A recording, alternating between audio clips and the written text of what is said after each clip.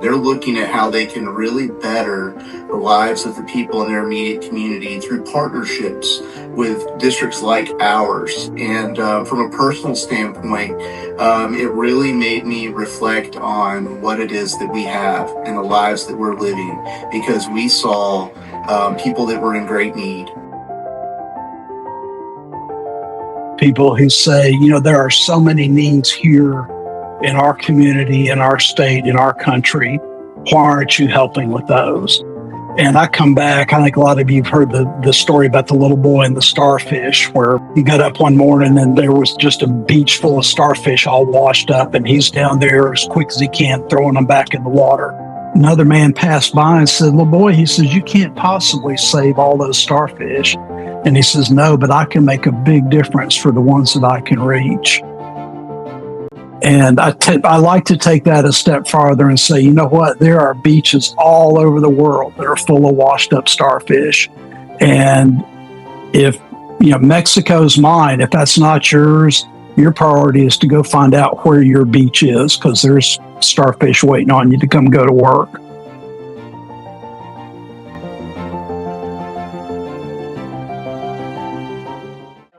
We'll let Rob get started. I loved what Rob shared at our recent Zoom meeting and the heart that he put into it. So, Rob, you are up first. The heart-to-heart trip to Guadalajara and what it really means to me, and I think what it will mean to other people, is really related to better understanding what it is that we have as a group of people in Rotary District 6780.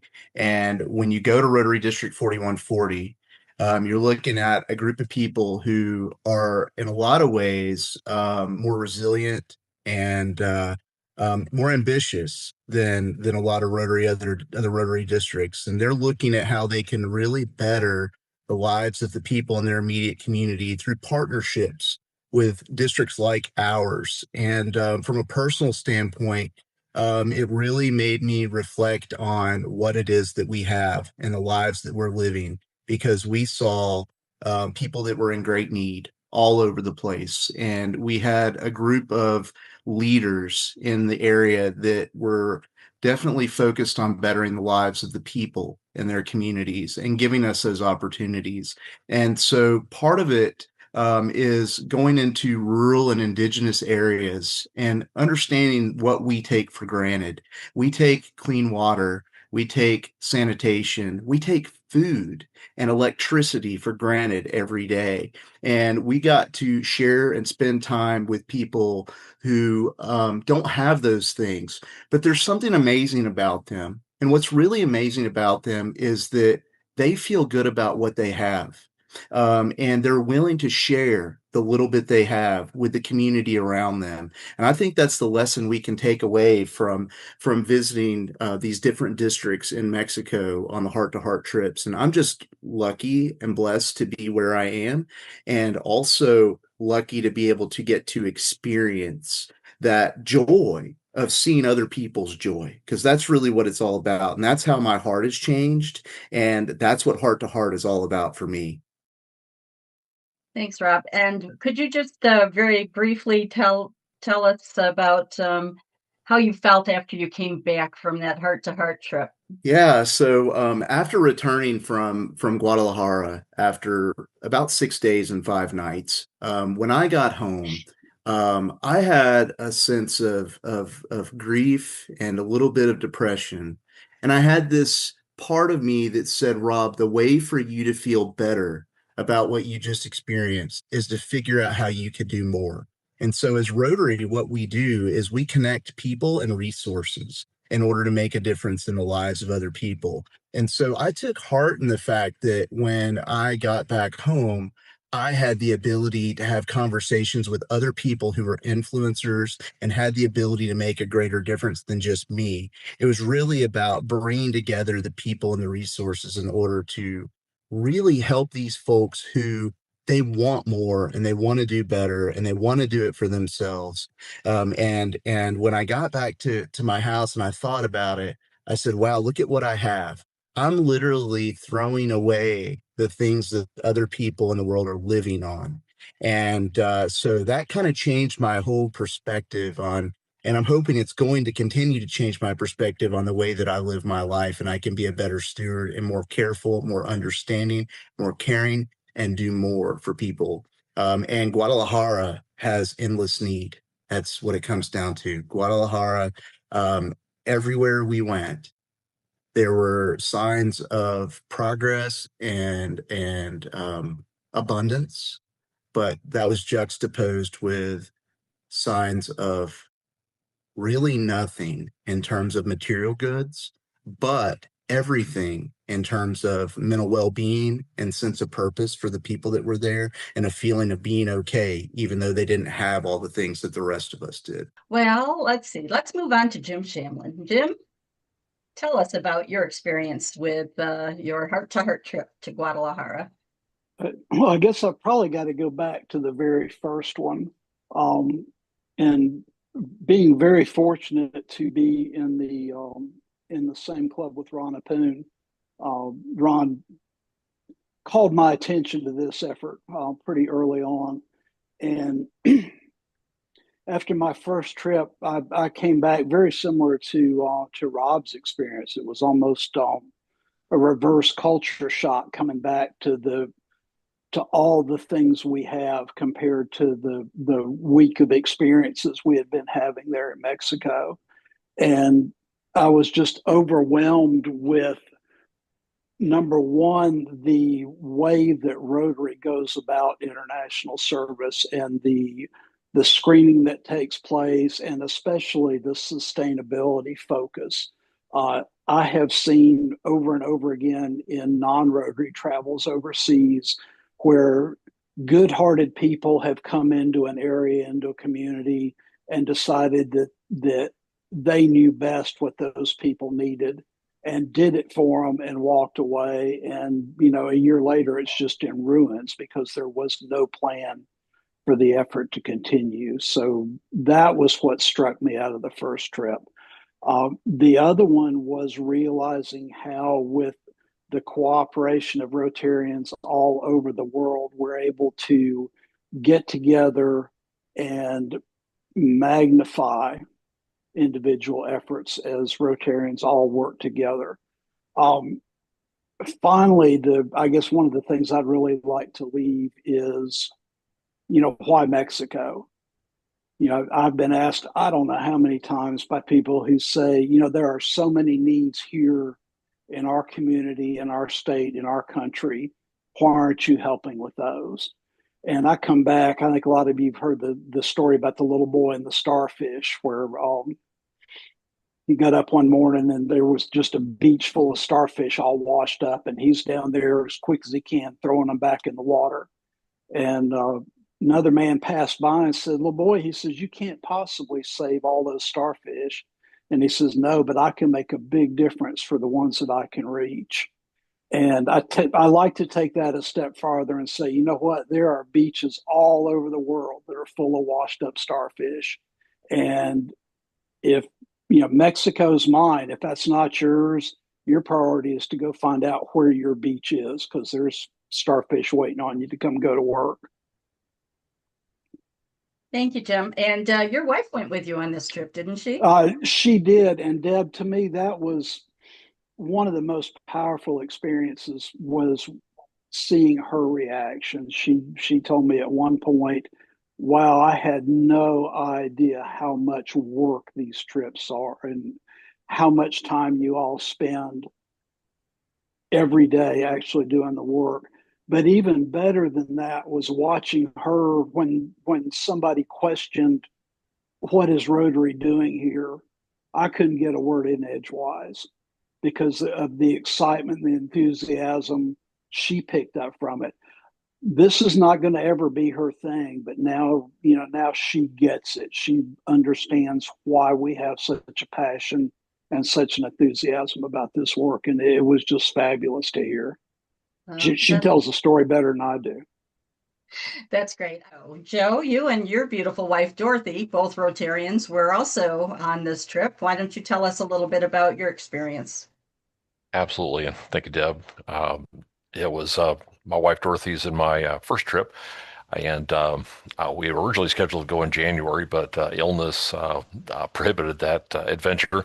But fortunately, we were able to go to Guadalajara in November, and it was quite the trip for us. And being first timers, the nice thing is we had one of the many nice things was we had 12 people from our district that attended, seven from our club alone. So with a little enthusiasm, I think we're able to promote it within our club and get a few more members to join in. So there was a sense of bonding, but travel went swell. With some of the hiccups that we could have experienced. Others weren't quite so fortunate, but the experience was eye-opening, I guess is maybe the best way to say that.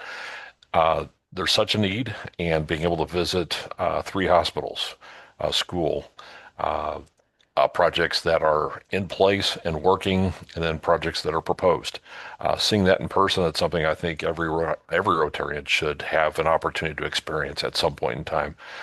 Go on this trip. It's well organized. The Rotarians guide us every step of the way. There's translators that help us through the experience.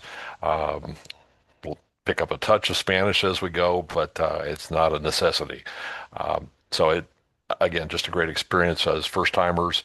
It's well worth going, and I think if we promote it within our clubs, I think we can sell additional projects, both district grants and global grants, by seeing that need, the boots on the ground. Uh, and when you go to another country, you see that, whether it's uh, Italy, Europe, wherever it is. Yes, there's needs here, but there's also needs in other countries. And the closeness of Mexico, the partnership we've had for 15 to 20 years, just makes it that much easier. So, say a club wants to just dip their toe into the process. It's a great way to get involved just financially, and with multiple clubs getting in on the projects, again, we get to experience that international component of Rotary. So I'd do it again. All right. Thanks, Joe. That's awesome. Appreciate your thoughts as well. All right, let's move on to our district governor, David Carroll. Sure. I was trying to think of some different things that I could kind of add in on what's already said, but I think the one thing that comes to my mind so much, this is my second trip, so I went last year, but all of us that were from, especially people that were on our district, we've all worked so hard for the road in the Rotary Foundation, and we know where the money comes from, we know how it works. And I think it's just seeing all of it in the process on how it's actually working. It made me excited. We always tell people in our district, and I said this last year when I was talking to the other group when we were there last year, that in our district we always say to dream big because we know there's a lot of need in our world. There's a lot of need in our communities, but there's also a lot of need in a lot of other areas. And it made me feel good that the people that we were visiting in Mexico think big. And they're also putting their money up too. It's not like they're needing it's all us helping them. There was one project we looked at, and I believe it's one of those hospital projects, and 200 and some odd $1,000, and they were talking about that they had over $100,000 collected already to put in that project if we wanted to help them out on that. And I think it's just seeing that math on how all this works, how we can take small parts of smaller funds and just make them multiply and multiply to do so good.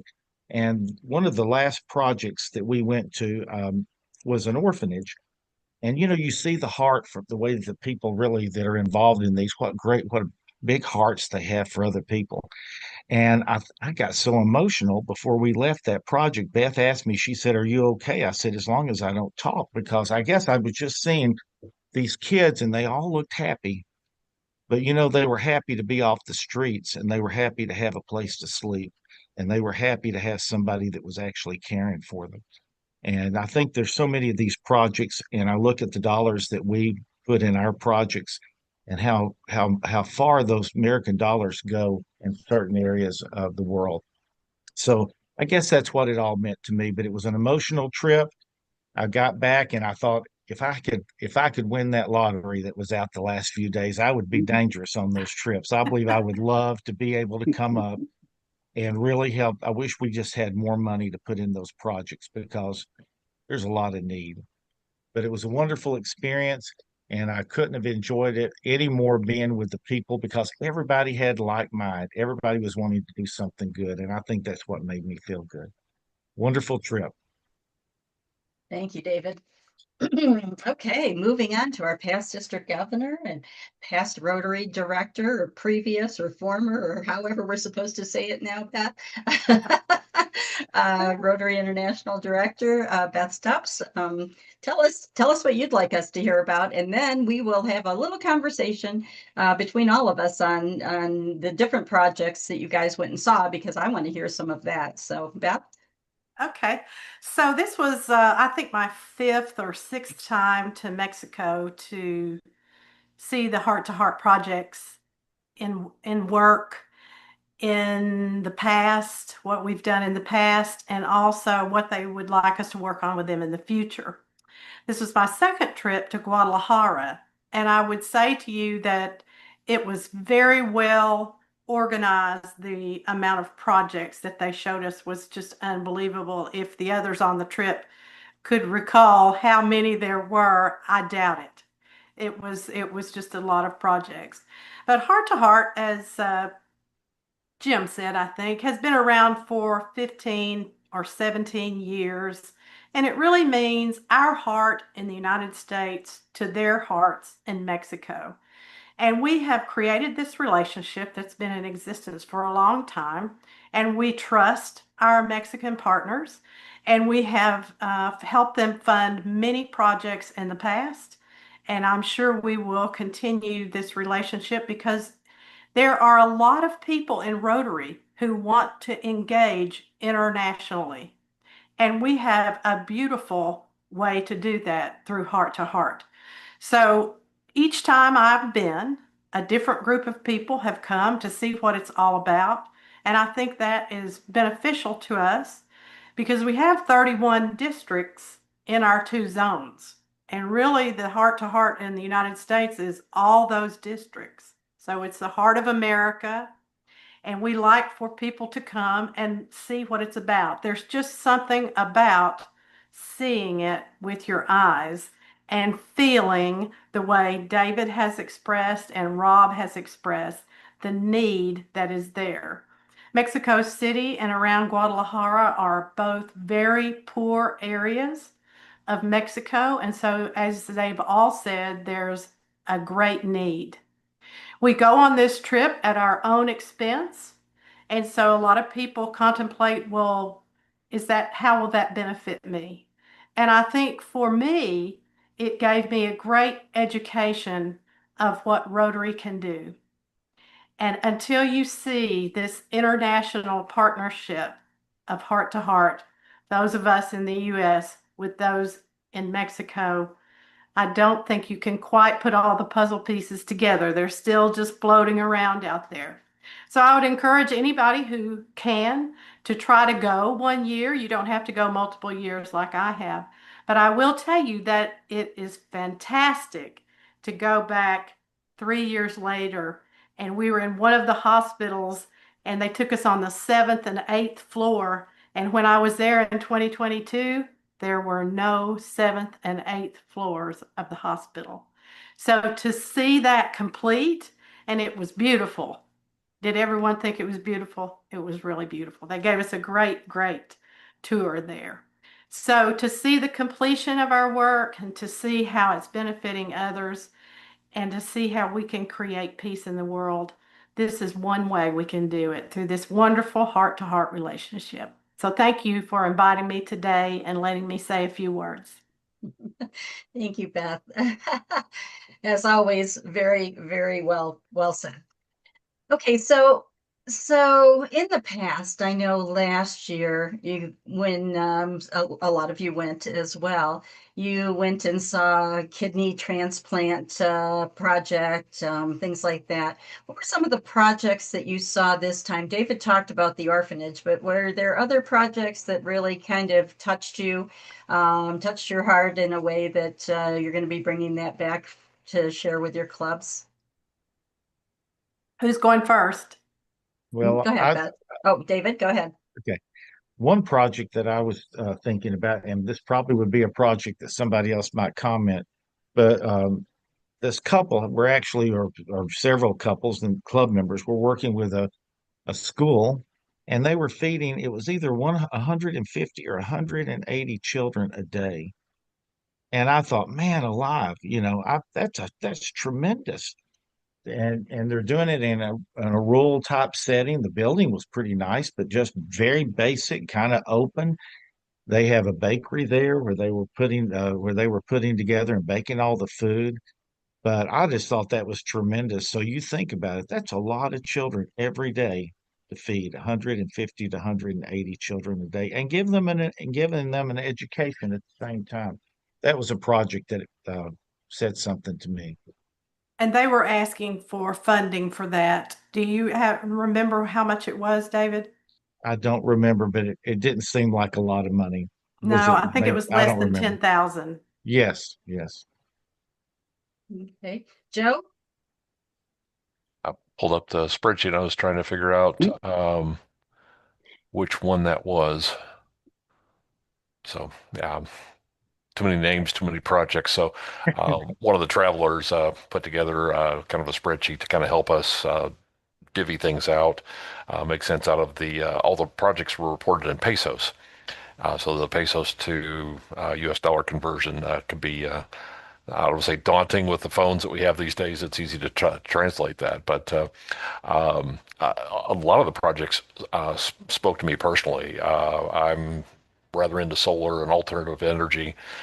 So the projects that involve solar opportunities stuck out at me. But as a civil engineer, now retired, another project that jumped out at me was water purification and sanitation, and learning a little bit about what happens, where the water goes, how the people there live off the water, and to learn that the lake that they used to fish and feed from is now so polluted that the species are all dying off. They have a couple species of fish that they can eat from, but it's contaminating them when they eat the fish again. So one of the projects involved 150 households and basically a septic treatment system. They drilled a well. So that particular system and group of folks are not only having clean water, but sanitation. The water going back into the lake is clean. And they're trying to reproduce that model, or the Rotary clubs there are reproducing that model and educating the folks to say, if we do this, this will happen. So that was pretty impactful to see first effort in that, and education is so key to make that happen effectively, and to see the excitement with the Rotarians there, willing to show it off, walk us through the process, show us the plants that were thriving as a result of the byproducts. So that was pretty cool. The orphanage was huge. There were so many things that we experienced. The 3 hospital tours, you could see a need from where they were taking an emergency room and turning it into a critical care unit. And they didn't have the heating and air conditioning and ventilation systems that they really needed to do it properly.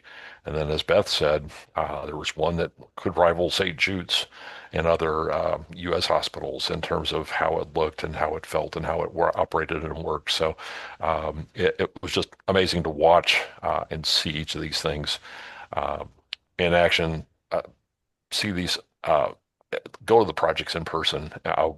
There were dogs along the street, just like you see in the videos, barking at us, people smiling, but you could tell their need was desperate, but they were happy.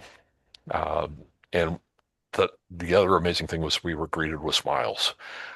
There wasn't well, you're an American, you're bad, you're evil. It was, we were, I would say in nearly all cases, greeted with smiles and friendliness and a welcome hello. And there was, I've done a tiny bit of international travel, and I felt safer going on this trip than I have on some of the other trips I've been. So recommend that for, again, people considering to go on this heart-to-heart trip.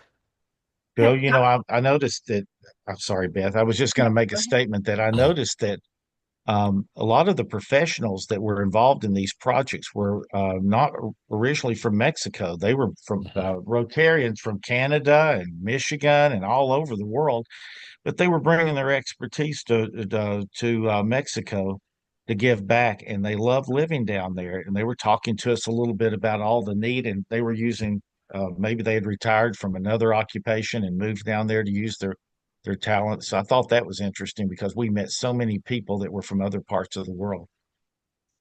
Beth. what I'm hearing is, as we all sitting here know, Rotary has 7 areas of focus.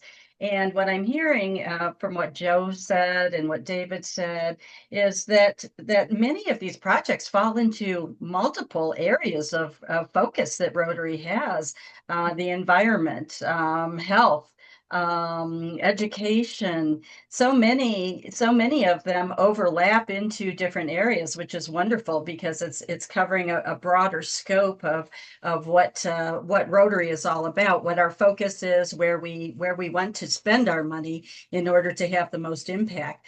Jim, how about you? What was the most impactful project for you? Gosh, I don't know if I could pick just one.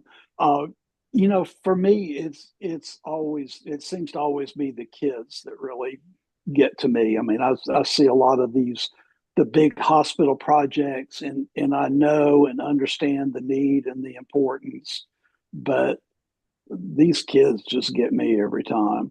Um, I think David mentioned the little community center where we went, and I was just astounded because was one lady in this town that was really the driving force behind this, and her passion and her enthusiasm for the work is, if Rotary walked away today, this would all still be continuing because this woman has such a passion and such enthusiasm for making her town better. And in fact, most of the buildings in this area have sprung up where they are because of the community center. People are starting to centralize a bit more because of the resources she's brought there. We talked about the boys' home. There was another village we were at called Ojo de Agua, and this place didn't have running water until just very recently, and it was a Rotary project to bring running water to the area. Uh, they have just now completed a sewage treatment facility in the area. This time last year, their sewer was a ditch running right down through the middle of town. So they now have a nice sewage treatment plant. But unfortunately, the day we were there, we couldn't find the guy that had the key to City Hall where we could get in to use the bathroom. And one of the ladies there said, "Oh, you can." There were 24 of us, plus probably 7 or 8 local Rotarians there. Just come on in my place. You can use the bathroom. And she sent her daughter to go fetch paper, out of their nothingness. Unfortunately, we had just bought a couple rolls. So, we sent her away. But I had the hardest time. I felt like I wanted to make some kind of cash contribution because she's letting 30 people in her house to use the bathroom. And thank goodness for Mary Lou Enrique Garcia's, the district governor's wife, was able to help me convince the lady that this is a gift from us to you to repay your kindness and letting us in your house. But that just touched me so much, and it continues to. It seems like the fewer material resources people have, the more willing they are to share them with others. So again, it'll change your heart. It absolutely will. Thank you. Okay. So I guess I have one last question, and anyone can address that would like to. We talked about how we want to encourage other Rotarians to go and to have these experiences as well. And I'm going next year. There's no keeping me back. I will be joining the group next year. But in addition to that, how can our fellow Rotarians help? What can we be doing maybe financially in order to make sure that these projects continue to be funded? Beth, can you give us your thoughts on that? Yeah, the best way to do it is to find out about these projects that we brought back, lots of them, talk to us, get the information they need to feel comfortable about potentially helping with these projects, and get a district grant. A lot of the projects, many more this time than I've ever seen before, were in the district grant size. There were a few global grant size projects that they presented to us, but not very many. So that means we can do a district grant and complete these projects for them. I brought back several brochures, and they have QR codes on them that you can look up about this club or about the projects that they're doing. And so if our governor team is willing, I think we should put some of that information out to the club presidents or the assistant governors or the club foundation chairs to say, hey, if you're looking for a new project, we have lots and lots of them that we can present to you. I will tell you that one of the most meaningful ones to me was the very first one.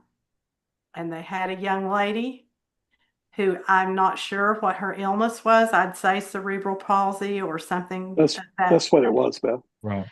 And her hands were drawn up, but she could speak in English and in Spanish, and she had gone to college, and she had now created what they would call, our terminology, a 501c3 to help not people with disabilities, but their caregivers. Because she felt drawn to that, having been cared for all her life, and the caregivers get no recognition. And so she's created an organization to educate caregivers on how they can be great caregivers, how they can get rest, how they can do all sorts of things. And she was phenomenal. She drives. She's written a book. She was just incredible. So I'll never forget that. It was the very first speaker. So just get with any of us. We can have a district meeting if you wish for people to ask us questions, but we need to get our organization of all that we saw on a piece of paper to present. And I know that our club historically, Joe's going to share something here. Our club historically has done annual donations to the Heart to Heart program. So we have 60 clubs in our district, and if those clubs can budget some money in order to be able to support the Heart to Heart program, that's going to very quickly add up and make a difference in what we're doing. So what are we looking at here, Joe? This is the young lady you were talking about, Beth? Yes. Oh, Yes. Okay. Boy, she looks like she's enthusiastic. Oh, she was a ball of fire. I was talking with her some after the meeting, and she's actually written a book. It's, I don't know, 80, 90 page paperback. And she says, I'm sorry, I only have my book printed in Spanish. I don't have English. I said, no problem. I can read it fine. So she sent me home with a copy of it. And she is an amazing, just spark plug of a lady. I was so taken with her, as Beth was. It's really all about the relationships, isn't it? I mean, that's really what it comes down to with Rotary. It's all about the relationships in the club, between the members, the relationships between the club and the district, and the district and the world, and everything that we can do. It's why we're Rotarians. It's why I'm a Rotarian. I don't know about you all, but I'm pretty sure you're all on the same board. So yeah, you're all on board the same as I am. Okay, well, thank you all very much for taking the time. Deb, let me Yeah, loop back to your prior question about helping get word out. I hope in the next week or so to have a PowerPoint put together on the trip. Besides our club, I've been asked to come down to Chattanooga breakfast, but I do want to toss out. I'll send this out once I'm done with it, but I'm available. If somebody wants a speaker to come talk about Heart to Heart, I'm absolutely there. So if you guys get wind of it, I'd love to make that happen. Well, we can put that out as part of our district roadshow, Jim, where you Cool. can be invited to go to the different clubs and speak about that. That would be fantastic.